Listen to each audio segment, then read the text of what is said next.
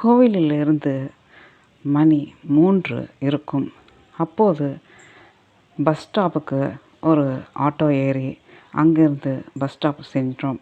அதன் பின் திருக்கோவிலூர் என்று 2, 3 பஸ்களை கேட்டால் அவர்கள் நாங்கள் அங்கு இறக்கிவிட மாட்டோம் என்று வேற பஸ்ஸை காண்பித்தார்கள். அதனால் அந்த பஸ்ஸை எடுத்தோம். அங்கிருந்து தபோவனம் போகுமா என்று கேட்டுக்கொண்டு போகும் என்று சொன்னார். சரி என்று ஏறிக்கொண்டு தபோவனம் சென்று அங்கு இறக்கிவிட கண்டக்டரிடம் சொல்லி கேட்டுக்கொண்டேன். அதன் பிறகு தபோவனம் வந்தது. நாங்கள் அப்போது இறங்கும்போது மணி 4 அல்லது 4:15 இருக்கும். அதன் பிறகு ஒரு இடத்தில் உட்கார்ந்து சாப்பிட வேண்டும் என்று நினைத்தோம். கோவிலில் சாப்பிட விடமாட்டார்கள். அதனால் போகும் வழியில் ஒரு இடத்தில் கேட்டோம். அதுவும் தபோவனம் என்றே இருந்தது. அங்கு பள்ளிக்கூடம் போல பெரிய கட்டிடமாக இருந்தது. நிறைய மோட்டார் சைக்கிள்கள் அங்கு இருந்தது. அங்கு கேட்டதும் அவர்கள் இங்கு யாரையும் அனுமதிப்பதில்லை. ஆனால் நீங்கள் கேட்டதால் நாங்கள் அனுமதிக்கிறோம் என்று சொன்னார்கள். அதன் பிறகு இன்னொருவர் வந்தார். அவர்கள் தாராளமாக இங்கே சாப்பிடுங்கள், இங்கே நாற்காலி உள்ளது, வந்து அமருங்கள் என்று சொன்னார். நாங்கள் சாப்பிடும் வரை அங்கே இருந்தார்.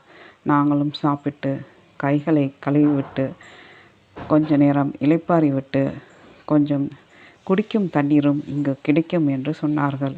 அதையும் பிடித்து கொண்டு கிளம்பினோம். போகும் வழியில் பக்கத்தில்தான் இருந்தது தபோவனம். அதை பார்க்க உள்ளே சென்றோம். உள்ளே சிறு சிறு அறைகளாக ஒரு வரந்தா போல் காட்சியளித்தது.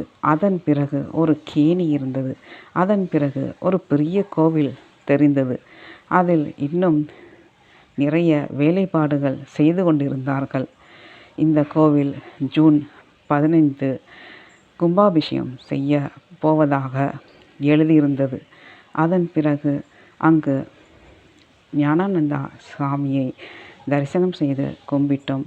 பிறகு இந்த கோவில் பாலாலயம் செய்யப்பட்டுள்ளது என்று சொல்லி இன்னொரு அறையில் எல்லா போட்டோ படங்கள் எல்லாம் பூஜை செய்யும் இடமும் அங்குதான் இருந்தது. அதனால் அதற்குள் சென்றோம். அங்கு ஒருவர் கிட்டத்தட்ட நம் குரு ஞானானந்தா போலவே இருந்தார்.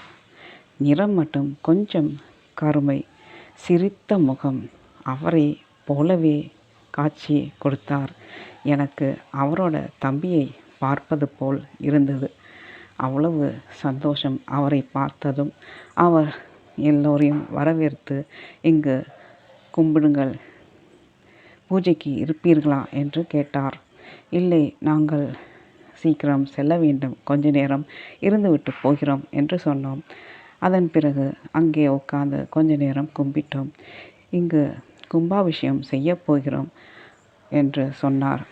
அதனால் எங்களால் முடிந்த காணிக்கையை கொடுத்துவிட்டு அவரிடம் விபூதி பிரசாதம் வாங்கி கொண்டு புறப்பட்டோம். அங்கு போனதில் எனக்கு மிகவும் சந்தோஷம். நிறைய அமைதியை கொடுத்தார். அங்கே அடிக்கடி வரவும் சொன்னார். நாங்களும் அங்கே போக ஆசைப்படுகிறோம். ஞானானந்தா, ஞானானந்தா, சத்குருநாதா, ஞானானந்தா, சத்குருநாதா, ஞானானந்தா, சத்குருநாதா, ஞானானந்தா, ஞானானந்தா, ஞானானந்தா, சத்குருநாதா, ஞானானந்தா.